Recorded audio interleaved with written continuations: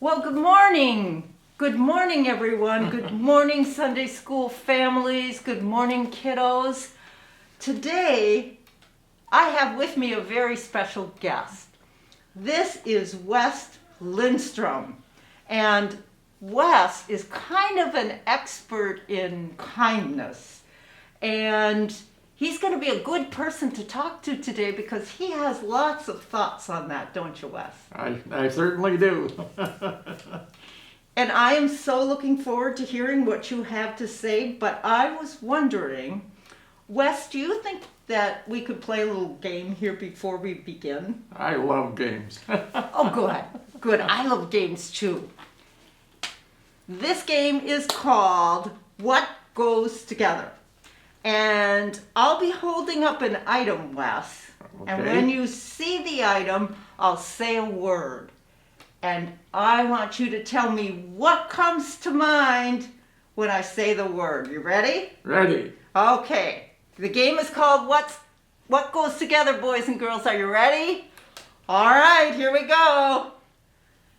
Peanut butter And jelly. and jelly. Good. Can you applaud for Wes? You did a great job. All right. Here's another one. Salt. And pepper. Pepper! Hooray! You got that one. All right. What happens if I fail? You won't fail. You're the kindness guy. All right, ready? Cake And frosting. and frosting. Hooray! And lastly, macaroni And cheese. and macaroni and cheese. I think we should give Les a big hand and all the kids at home too, because I think I heard some good responses from you too. That's great. All right. Well, Wes, it seems to me that some things just go together, right? Yes. Yeah, and you know, in our gospel reading for today, in our story, Jesus tells us that sometimes we need to expect the unexpected. Sometimes in life, two things will come together and maybe we'll scratch our heads and we'll say, how did that happen? So remember that as we go into the next part of our little game here today. Now, I have on this plate, Wes, some unexpected flavors that kind of, you wouldn't think they would go together, but I thought maybe you and I could try them out. Okay. Is that okay? That's fine. Okay. And we have here frosting. And I have put frosting on some unusual food items here. And the first item, I don't know how this is going to taste. And both Wes and I will be tasting these things. But Wes, could you take a pretzel? Okay, we could show the boys and girls I put a little bit of frosting on. Should we try it? Yeah. And see if frosting might go with a pretzel? All right.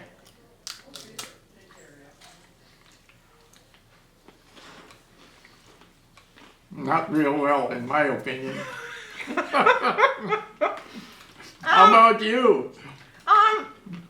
You know, it's kind of good, but not my favorite. I know some people like salt and chocolate together. So I would say it isn't bad. Okay. All right. We'll put that down there. Should we try something else here? Mm-hmm. Okay. We have here, now this is really going to sound weird, but I put frosting on an apple. You want to take that? Mm-hmm. Should we try apple Yep. and chocolate frosting? Yeah. Ready? Ready.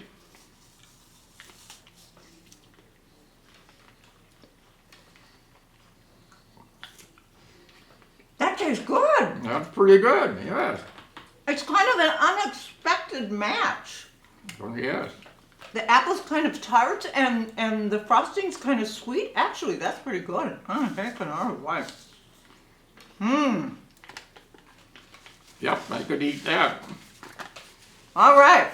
Ready for one more? Okay. Wes brings me bran muffins, and you bring Pastor Sarah bran muffins, and you bring lots of people bran muffins. Just sort of on an ordinary day, unexpectedly, you'll come in with bran muffins. So I had some on my desk today that Wes made me a couple days ago, and I thought we could try frosting with your bran muffins. Does that sound good? Well, we'll find out, won't we? Okay, let's do it. All right. Okay, ready? Ready. 1, 2, 3.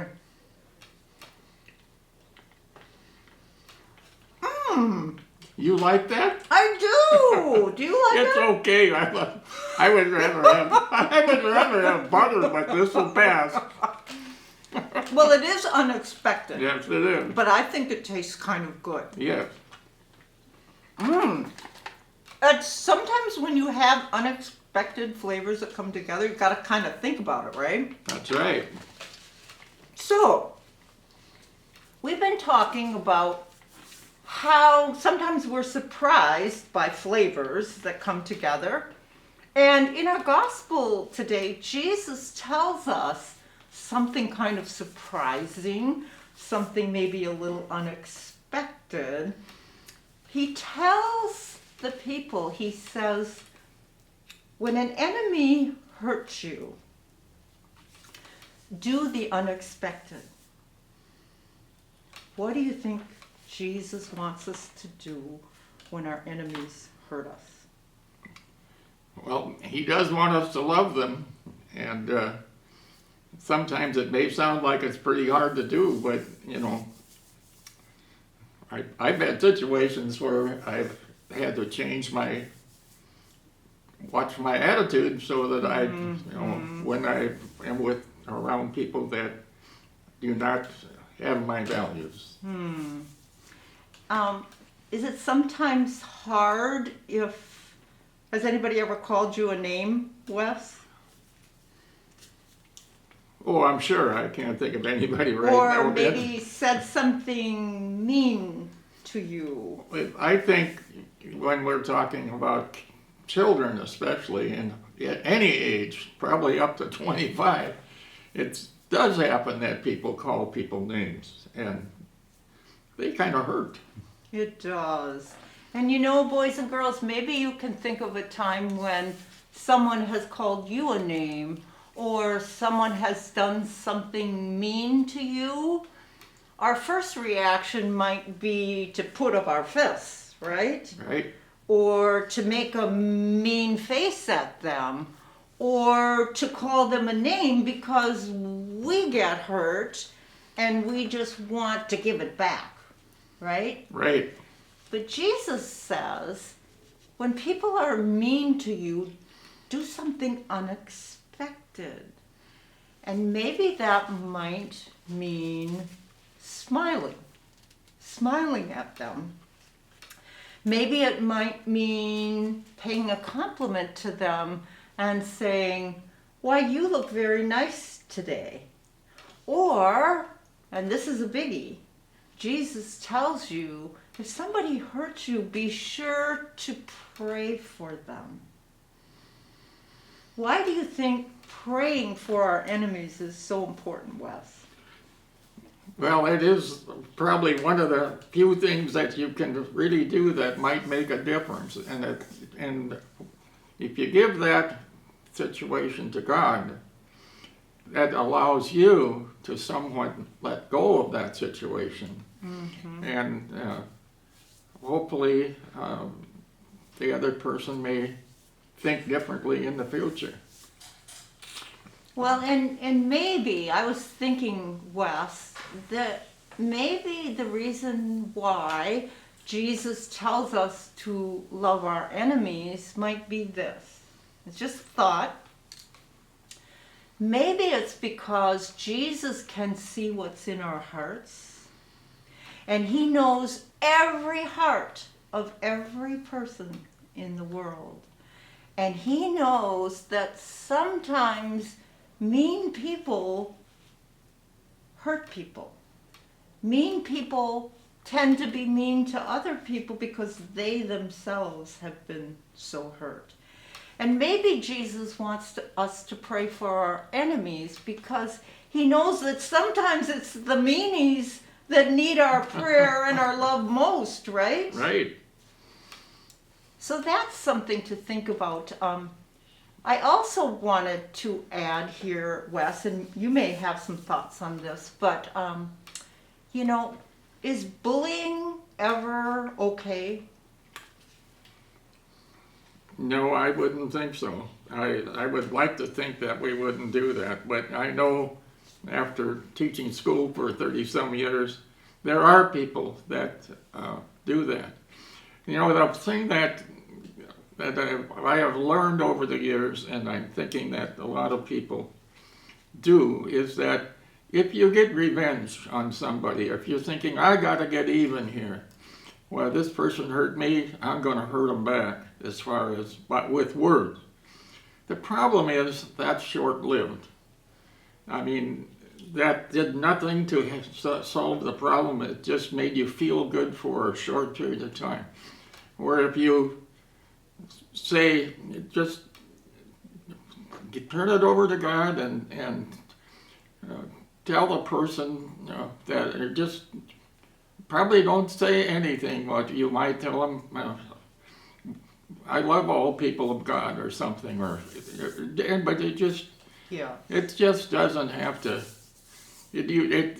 I've learned because I've done those things. Yeah. It is short-lived if you retaliate for things that, if somebody's beating you up bad, I imagine you probably fist-wise you would retaliate, but if there's other routes, Yeah, and if you're really being bullied and if you're being beat up, as you say, Wes, there's always people that you can tell that can help you. I think what Jesus is saying is that in everyday life, when we're driving, people kind of cut in front of us, or, maybe someone will say something to us and they didn't mean to hurt us, but we take it to heart and we say, ouch, that hurt me a lot. And we don't really know what to say. It's in those moments where instead of, putting up our fists and kind of, fighting back, we put our hands together and we pray for them. And I think maybe that's what Jesus is telling us in today's story when he says, love your enemies. Well, Wes, I'm going to give you a few minutes to just talk about why you think kindness is so important. Well, I've got a couple of stories I would like to share with you. One was, there was an elderly man and lady that lived in a suburban area, and there were families on both sides of them. Well, it happens that this is one morning, a kid, one of the children that's 6, 7 years old, is outside, and it's a beautiful sunny day, and the elderly man is sitting in a chair in his backyard, and there's another chair in the backyard that there is nobody sitting. And the boy knows that what is normal is that the elderly man comes out there and the elderly lady with him. And she was not there and had not been lately. So the boy looks at the man, and the man is sitting there and he's crying. And this little boy goes out of his yard, goes over and opens the gate to the elderly man's yard, and he goes over there and he sees the old man sitting there crying. And what does he do? He climbs up into the old man's lap and just sits there. And the couple on the other side of the that house saw that, and later the lady asked the little boy, what did you do? That seemed to be something for that, or that helped this man. He said, I went over to the man, I crawled up on his lap, and I sat there, and I helped him cry. Something that's a little thing, but can you imagine how much that old man appreciated that? This was something that someone like maybe your age would have done. And it's just, great. It was the unexpected, right? Right. It was the unexpected, a little boy comforting someone who was hurting. Yeah. That's beautiful. And what I love about that story, Wes, is that what you're saying is that the boys and girls who are listening have a very important role in God's kingdom. And you can comfort others in the same way Right. that this little boy comforted the man. And I'm another example of something that is probably would happen older. There was an elderly lady that was trying to cross a street, and there was quite a bit of traffic on, going all four ways. There was a stop sign, but not a light. And this man pulls up to the stoplight. He's a motorcycle driver. Pulls up to the stop sign, and when it comes his turn, he goes ahead about 30, 40 feet, whatever, and turns into the parking lot. Comes back with his motorcycle and stops it. And he goes over to the elderly lady, takes her by the arm, and stops the traffic and helped her get across the street. And I would say that lady was, the kindness he showed that lady was unexpected. And he turned around, went back to his motorcycle and left. And I've been impressed by that every time I hear that story. Aww. I think, here, this man saw an opportunity to do something. And, it was, yeah. Beautiful. Well, we just have a few minutes left, and I noticed that you brought something in today, Wes. Right. I did. Can you show us what's in that box? In this box, the main thing that is in this box are bracelets. And I noticed you have something written about Robin Williams on your sheet here. But one of the important things about that came up once in a while that I talk about is the fact that Robin Williams has said that for everybody you meet, there is something going on that you know nothing about. It's something they are dealing with. And so his last words on that issue were, "Be kind always." And I was so struck by that statement that I had a bunch of bracelets made, and they say, "Be kind always." And I take these with me when I go someplace. I've got them on my arm, and people, sometimes I give them to people. But when Corinne and I walk at a park, or at the boardwalk over by Methodist Hospital, there's places that you can, I carry these and I put thumbtacks in them, and I tack them to the railing, and it's a mile around. And we would go there once a week, and I would take these, and I would replace, every week, all 5 of them would be gone. And I was wondering if people just took them, but I've had people stop and say, "Oh, you're the guy that's doing that." He said, "That's really something. I take one, and I've got it." And one girl said to me, a young woman said, "I still have mine," and she showed me her thing. And the same thing is true with what I did was I run out of ideas of things. So I got involved in painting rocks, and I give them to people, or if people ask for them. But like this is a fairly large rock, but it says on one side, "Love lives here." And the other side, it shows a person with fists up, ready to go. And it says, "No room for hate." Beautiful. And the other ones that I give to people that they can carry in their pocket or anything, it says, "Collect memories, not things." Oh, So, and it's especially true for people when you get to be my age. The fact that I have a really nice car or something like that is not as important as I have memories of my kids, about, my life, and, and things like that. And Trina and I have been married for 54 years, and we have a lot of memories that we share. And I don't think we hardly ever sit down and spend a lot of time talking about our possessions. It's always about our children and about our families and things like that, and about our church. We love our church here. Well, we love you too, Wes, and I have an idea here. We're getting to the end of our recording here, but we are going to be starting Sunday school here on site the first Sunday in Lent, and I'm so excited because we get to come back to church.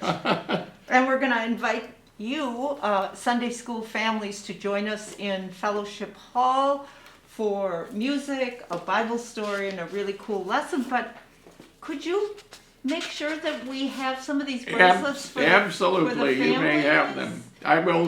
I have about 200 of them at home. Okay. I've ordered 400 to 500 of them, and they're all gone, but a couple of hundred. So people ask for them. And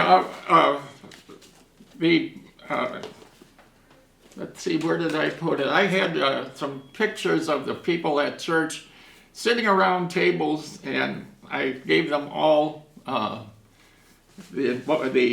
bracelets, and oftentimes they're still wearing them.